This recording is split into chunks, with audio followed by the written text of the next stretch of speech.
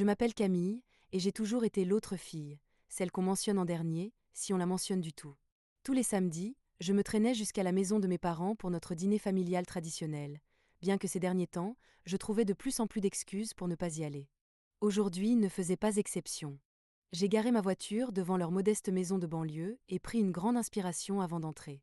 Comme prévu, ma sœur aînée Sophie était déjà là, son mari Thomas à ses côtés, tandis que leurs enfants, Élise et Jules, couraient dans le salon.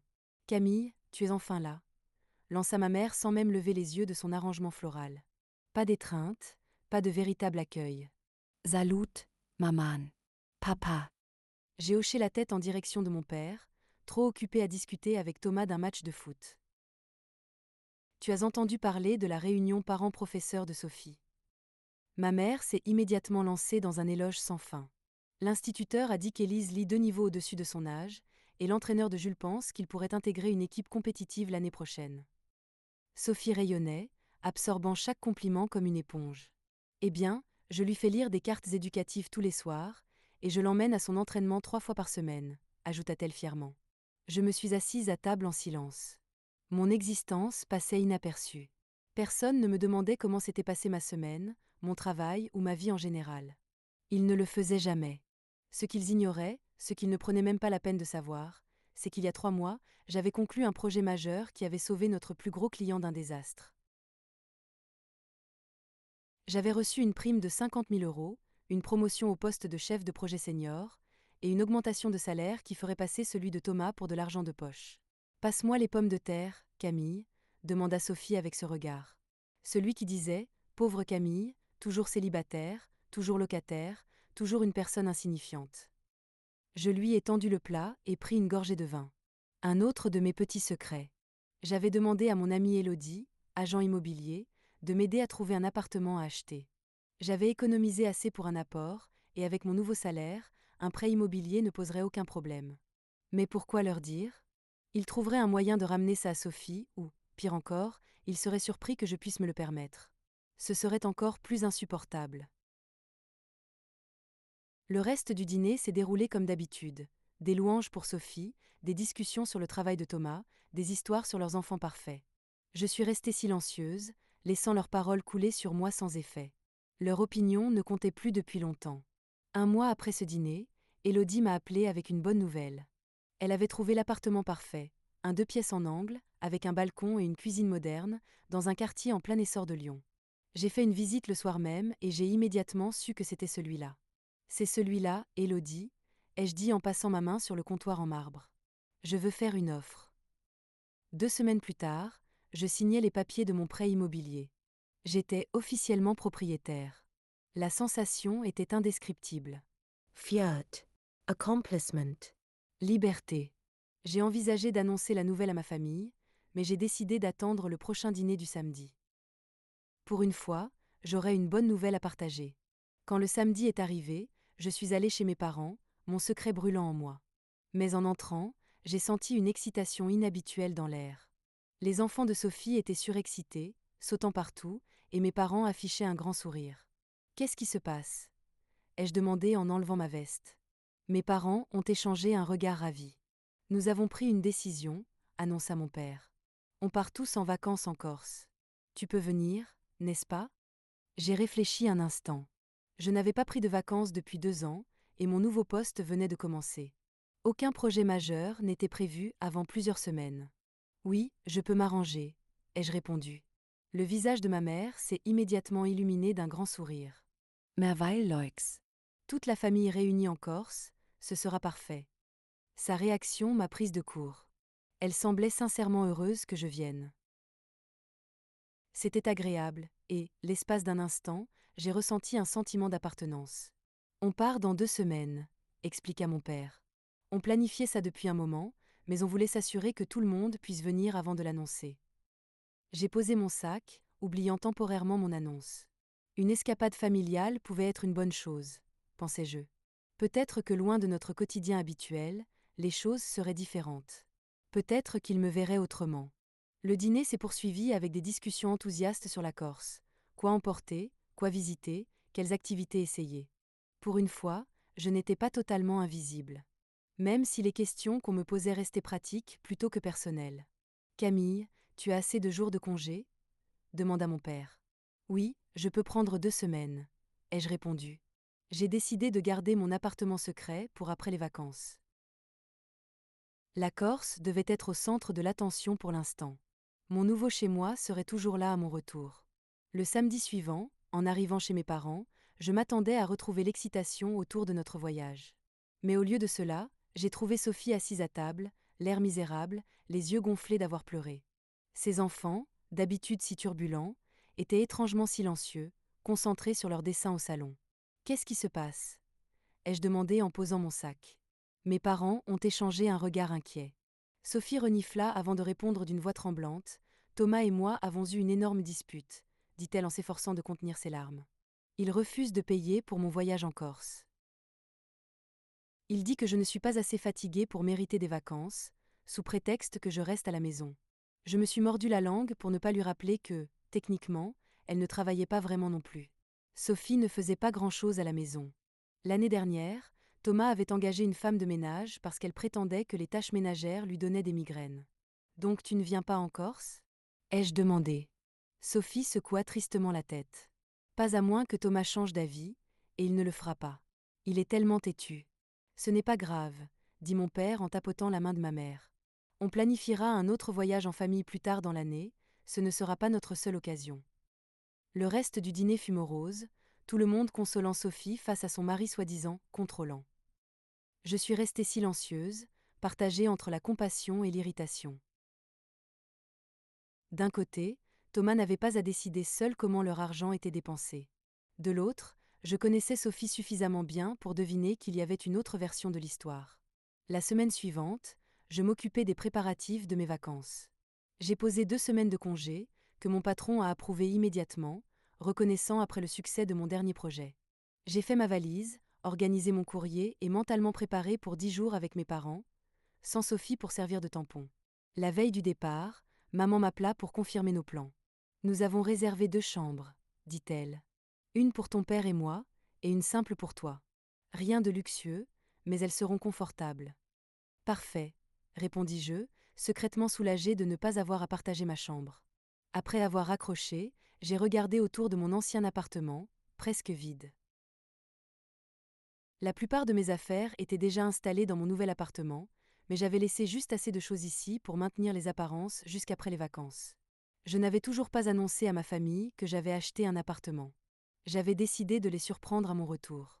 Le lendemain matin, j'ai retrouvé mes parents à l'aéroport. Nous avons enregistré nos bagages, embarqués, et 5 heures plus tard, nous atterrissions à Ajaccio. L'air était doux et parfumé quand nous sommes descendus de l'avion, et malgré mes réticences à passer autant de temps avec mes parents, une vague d'excitation me traversa.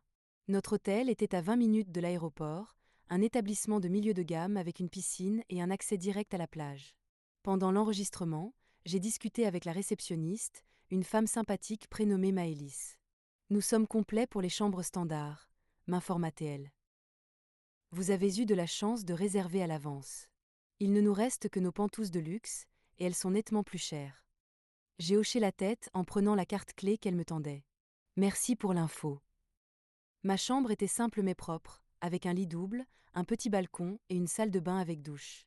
Après avoir défait ma valise, j'ai enfilé un short et un t-shirt avant de rejoindre mes parents au bord de la piscine pour boire un verre. Nous avons passé la journée suivante à explorer l'hôtel, à nager dans la mer et à nous adapter au décalage horaire. C'était plutôt agréable. Mes parents semblaient plus détendus ici, moins obsédés par la comparaison avec Sophie, et pour la première fois depuis longtemps, j'appréciais leur compagnie. Mais au 3e jour, tout bascula. J'étais en train de mettre de la crème solaire dans ma chambre, me préparant pour une matinée à la plage, quand on frappa violemment à ma porte. En l'ouvrant, je trouvai mes parents, l'air inquiet. Derrière eux, Sophie se tenait debout, l'air épuisé, Élise et Jules agrippés à ses mains. Sophie. J'étais stupéfaite. Qu'est-ce que tu fais ici ? Elle s'effondra dramatiquement sur mon lit. Thomas et moi avons encore eu une énorme dispute, dit-elle d'une voix tremblante. Je ne pouvais plus rester une minute de plus dans cette maison. Alors j'ai pris de l'argent dans son portefeuille et j'ai acheté des billets pour moi et les enfants. Tu as volé de l'argent à Thomas ? Demandai-je, incapable de masquer ma stupéfaction.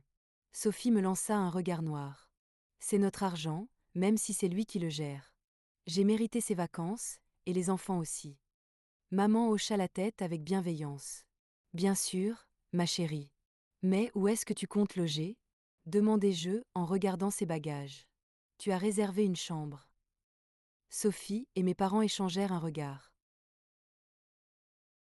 C'est ça le problème, dit-elle, d'une voix soudainement plus faible. J'avais juste assez pour les billets d'avion, mais pas pour une chambre d'hôtel. J'ai pensé que... La réalisation me frappa comme une douche froide. Je me souvenais de ce que Maëlys m'avait dit lors de l'enregistrement, toutes les chambres standards étaient complètes. Il ne restait plus que les pantousses de luxe. Exactement, confirma mon père en me fixant avec une intensité qui me mit mal à l'aise. Un silence pesant s'installa, tandis que tout le monde me regardait, attendant une réaction. Finalement, maman brisa le silence. Camille, tu dois faire tes valises. J'ai cligné des yeux, certaine d'avoir mal entendu. Pardon. Fais tes valises, répéta-t-elle fermement. Sophie et les enfants ont besoin de ta chambre. J'ai regardé leur visage. Maman, déterminée, papa, insistant, Sophie, totalement convaincue d'avoir droit à ma place. Une bouffée de colère m'envahit. Et moi, je suis censée aller où, exactement? Demandai-je en croisant les bras. Papa haussa les épaules. Tu peux chercher un autre hôtel, ou rentrer plus tôt si tu ne trouves rien. Sophie mérite plus ses vacances que toi, ajouta maman, comme si cela réglait tout. Elle a traversé tellement d'épreuves avec Thomas. Je l'ai fixé, sidéré. Vous êtes sérieux, là? Vous voulez que j'abandonne ma chambre, que j'ai payée, et dans laquelle je séjourne actuellement, juste pour que Sophie puisse s'installer après avoir volé de l'argent et débarqué à l'improviste? Ça suffit, trancha maman d'une voix dure. Ce n'est pas une discussion. Puis, à ma plus grande stupeur, elle s'approcha de mon placard, attrapa ma valise et commença à y jeter mes vêtements n'importe comment. Maman, arrête, criai-je en me précipitant pour récupérer ma valise. Mais elle m'ignora complètement, continuant à vider mon placard comme si mes affaires ne comptaient pas. Quand ma valise fut pleine, maman la referma, la souleva et la posa dans le couloir, juste devant ma chambre. Voilà, dit-elle. Maintenant, Sophie et les enfants peuvent s'installer. Je suis restée figée, incapable de comprendre ce qui était en train de se passer. Sophie était déjà en train de donner des instructions à Élise et Jules pour qu'ils posent leurs sacs sur mon lit. Mon père, quant à lui, rassemblait mes affaires de toilette et les jetait dans un sac plastique. J'aurais pu me battre. J'aurais pu appeler la réception et exiger qu'on les expulse, puisque la chambre était à mon nom.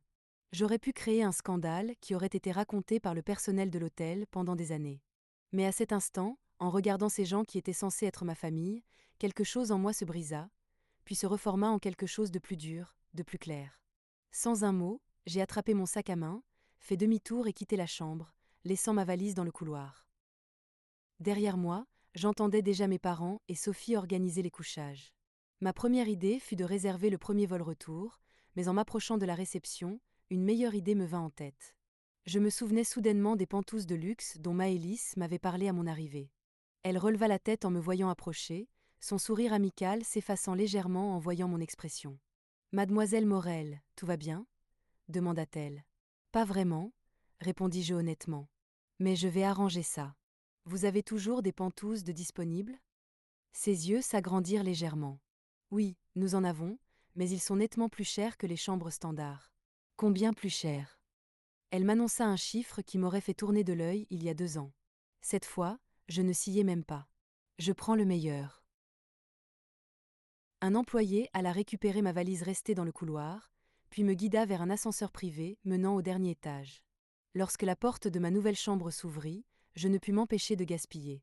L'endroit était sublime, spacieux, décoré avec élégance, avec d'immenses baies vitrées offrant une vue panoramique sur la mer. Le salon s'ouvrait sur un espace repas et une cuisine entièrement équipée. Plus loin, une chambre immense avec le plus grand lit que j'ai jamais vu. J'ouvris une bouteille de champagne offerte par l'hôtel, me versai un verre et sortis sur la terrasse privée. Le soleil se couchait sur l'océan, peignant le ciel de teintes orangées et roses. M'appuyant contre la rambarde, je levai mon verre. À la connaissance de sa propre valeur, murmurai-je avant de prendre une longue gorgée. Cette nuit-là, je dormis mieux que je ne l'avais fait depuis des années, allongé dans un lit immense, sous des draps si doux qu'ils semblaient faits de nuages. Le matin, je fus réveillé par un doux coup frappé à ma porte. Le room service venait m'apporter un petit déjeuner offert. Je le dégustais tranquillement sur ma terrasse avant de décider de descendre à la plage. En traversant le hall de l'hôtel, je tombais sur mes parents et Sophie, qui s'apprêtaient à sortir, probablement pour trouver un restaurant bon marché pour le petit déjeuner, car celui de l'hôtel était trop cher pour eux. C'est Sophie qui me vit en premier. Camille, te voilà, fit-elle en agitant la main, comme si nous étions juste une famille normale en vacances ensemble. Je m'approchai lentement, le visage neutre. Maman m'adressa un sourire suffisant. Alors ? Où est-ce que tu as dormi cette nuit ? Tu as trouvé un autre hôtel ? Papa, au moins, eut la décence d'avoir l'air légèrement mal à l'aise. Avant que je puisse répondre, Maëlys apparut à mes côtés. Mademoiselle Morel, dit-elle avec un sourire chaleureux. Je voulais confirmer votre réservation de cabanon privé pour cet après-midi. En tant que cliente VIP, nous vous avons attribué le meilleur emplacement sur la plage. Leurs expressions changèrent instantanément, passant de la suffisance à la confusion. Cliente VIP, répéta maman, perplexe. Maëlys lui sourit. Oui, mademoiselle Morel séjourne dans notre suite Pantouz haut de gamme. En tant que telle, elle a accès à tous nos services exclusifs, y compris les repas privés dans notre restaurant gastronomique. Votre famille se joindra-t-elle à vous pour le déjeuner aujourd'hui, mademoiselle Morel ? Leurs réactions furent impayables. Sophie ouvrit grand la bouche. Maman écarquilla les yeux. Papa avait l'air d'avoir avalé un citron trop acide. Je souris doucement. Non, dis-je calmement. Ils ne se joindront pas à moi. Très bien, acquiesça Maëlys. Profitez de votre petit déjeuner. Pour vous, ce sera au restaurant gastronomique. Pour votre famille, j'imagine que ce sera plutôt au Ricoès. Elle désignait le petit café bas de gamme que les touristes en budget serré fréquentaient en masse. Je leur fis un petit signe de la main et poursuivis mon chemin vers la plage, me sentant plus légère que jamais. Cette journée fut parfaite. Je profitai de tous les luxes que l'hôtel avait à offrir. Un massage au spa, un transat privé sur la plage, où des serveurs attentifs m'apportaient des cocktails tropicaux à volonté, et une baignade dans l'océan dès que la chaleur devenait trop intense. Pas une seule fois je ne pensais à ma famille. Le soir venu, je retournai à mon Pantouz pour me doucher et me préparer pour le dîner au restaurant gastronomique de l'hôtel. J'avais emporté une robe noire simple mais élégante, parfaite pour l'occasion. J'étais en train de mettre mes boucles d'oreilles quand quelqu'un frappa à ma porte. En regardant par le Judas, je vis toute ma famille, y compris Élise et Jules, debout dans le couloir, avec leurs bagages. Je songeais sérieusement à faire comme si je n'étais pas là, mais la curiosité l'emporta. La curiosité l'emporta. J'ouvris la porte, mais bloquai l'entrée de mon corps. « Qu'est-ce que vous voulez ?» demandai-je, sans faire mine de les inviter à entrer. Ma mère me poussa légèrement et entra dans le Pantouz, immédiatement suivie par mon père, Sophie et les enfants. Ils restèrent là, ébahis, contemplant le luxe qui les entourait.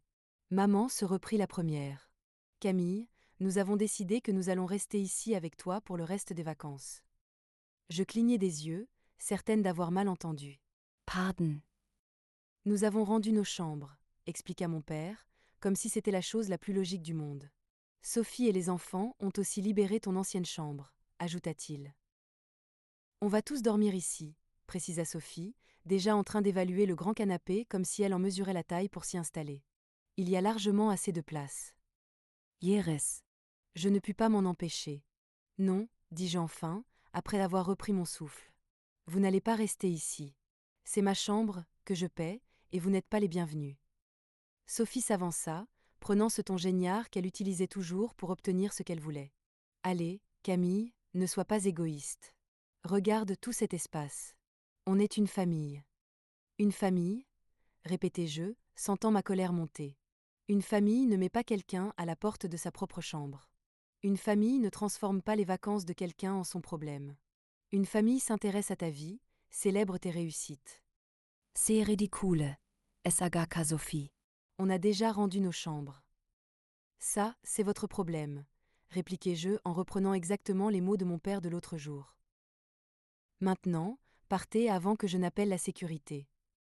Ils ne bougèrent pas. Ils commencèrent à parler tous en même temps, s'énervant, protestant. Puis Sophie éleva la voix au-dessus des autres. « Tu es incroyablement égoïste. J'ai des enfants, moi. » Je pris le téléphone de l'hôtel et composai le numéro de la réception. Un silence de plomb s'abattit sur la pièce. « Bonjour, ici Camille Morel, » dis-je calmement. « Pouvez-vous envoyer la sécurité dans ma chambre ? J'ai des invités non désirés qui refusent de partir. » Quand je raccrochai, L'expression de ma famille changea du tout au tout. De l'arrogance à la panique. Tu n'es pas sérieuse. Zufla mamere. Totalement sérieuse, répondis-je. Mais, où allons-nous aller? Demanda Sophie, sa voix tremblante. Toutes les chambres bon marché sont prises. Il y eut un coup frappé à la porte. J'ouvris pour trouver Maëlys, accompagnée de 2 agents de sécurité. Y a-t-il un problème, mademoiselle Morel? Demanda-t-elle poliment. Oui, ces personnes doivent quitter ma chambre, mais elles refusent de partir. Maëlys se tourna vers ma famille. Je vais devoir vous demander de me suivre, déclara-t-elle fermement. Attenders, supplia maman. On ne peut pas récupérer nos anciennes chambres. Maëlys secoua la tête avec un air désolé. Je suis navrée, mais comme je vous l'ai expliqué lorsque vous avez quitté vos chambres, elles ont été immédiatement réattribuées à d'autres clients. Elles sont occupées désormais. Ma mère me lança un dernier regard noir en quittant la pièce. Ce n'est pas fini, Camille. Je fermai la porte sans répondre et allai directement sur ma terrasse. Mon téléphone vibra. Des messages. Maman, nous sommes au Palm Budget Motel. Une seule chambre pour nous 5. La salle de bain sent la moisissure. J'espère que tu es fière de toi. Sophie, les enfants pleurent parce que leurs lits sont sales. Comment peux-tu nous faire ça? Je posai mon téléphone sur la table et l'éteignis. Autrefois, leur manipulation aurait fonctionné sur moi. Mais plus maintenant. Pour la première fois, je me choisissais moi-même. Le reste de mon séjour fut parfait. Je laissais mon téléphone éteint presque tout le temps, ne le consultant qu'une fois par jour pour vérifier qu'il n'y avait pas de véritable urgence. Les messages de ma famille continuèrent pendant 2 jours, puis s'arrêtèrent brusquement. Je compris vite pourquoi. Un membre du personnel de l'hôtel m'informa qu'ils avaient quitté le motel Bon Marché et rentré en métropole plus tôt que prévu. Maman avait laissé un message à l'accueil, nous rentrons à la maison. J'espère que tu es satisfaite. En réalité, je l'étais plus que jamais. J'ai profité pleinement des jours restants, baignade dans l'océan, randonnée jusqu'à une cascade, croisière au coucher du soleil. Je faisais ce que je voulais, quand je le voulais, sans jugement ni attente familiale. Je me sentais différente, plus légère, plus heureuse. Quand l'avion décolla, je regardais la Corse s'éloigner sous moi. Je n'étais pas triste. Je me sentais sole. Ce voyage avait été un tournant. Il n'y avait pas de retour en arrière possible. À mon arrivée, je pris un taxi directement vers mon nouvel appartement. Il était encore peu meublé, mais il était à moi. Je fis le tour des pièces, prenant mentalement des notes sur ce qu'il me manquait. Demain, j'irai acheter une vraie table à manger. Peut-être quelques tableaux pour les murs. J'avais tout mon temps pour faire de cet endroit mon vrai chez-moi. 2 semaines après mon retour, j'étais parfaitement installée. J'avais repris le travail, me lançant dans un nouveau projet avec une confiance renouvelée. Je prenais plus la parole en réunion, j'osais prendre plus de responsabilités. Un après-midi, mon téléphone sonna. Le numéro de ma mère. Je m'y attendais, tôt ou tard. Mais malgré tout, une pointe d'anxiété monta en moi. Je décrochai. Allô? Camille, où es-tu? La voix de maman était accusatrice. Nous sommes passés à ton ancien appartement. On nous a dit que tu n'y habitais plus. C'est exact, répondis-je calmement. J'ai déménagé. Un silence. Puis la voix de maman reprit, douce, curieuse. Tu as déménagé? On peut avoir ta nouvelle adresse? Il est temps qu'on parle et qu'on se réconcilie. Derrière elle, j'entendis Sophie chuchoter quelque chose en urgence. Je pris une inspiration. J'ai acheté mon propre appartement. Avec un prêt immobilier.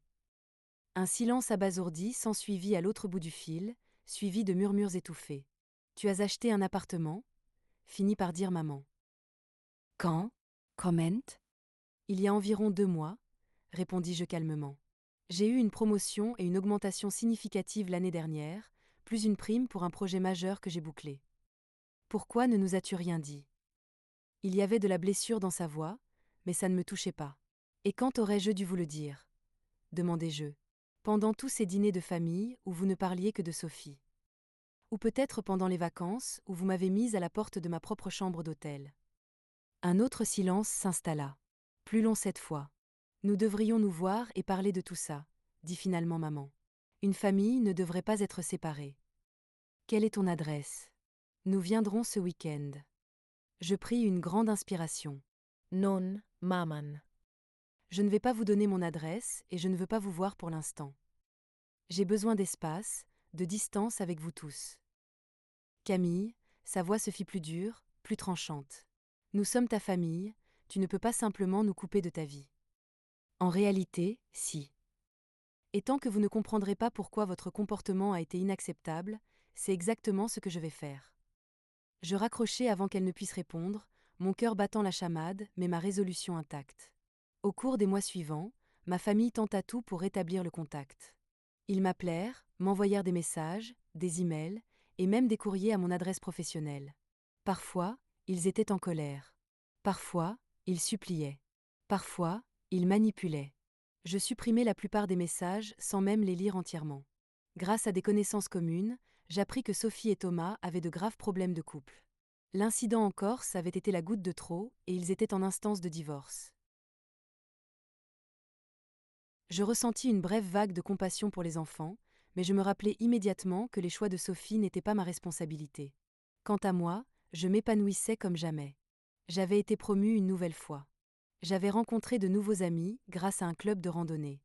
Et j'avais même commencé à fréquenter quelqu'un, un homme rencontré lors d'une conférence professionnelle. Mon appartement était désormais entièrement meublé, décoré exactement comme je l'avais voulu. C'était mon sanctuaire, mon espace à moi, mon refuge loin d'eux. Parfois, je pensais à une éventuelle réconciliation. Peut-être qu'un jour, si ma famille faisait preuve de véritable remords et d'une volonté sincère de changer, je leur laisserais une chance. Mais je ne retenais pas mon souffle. Et je n'arrêterai pas ma vie en attendant que ça arrive.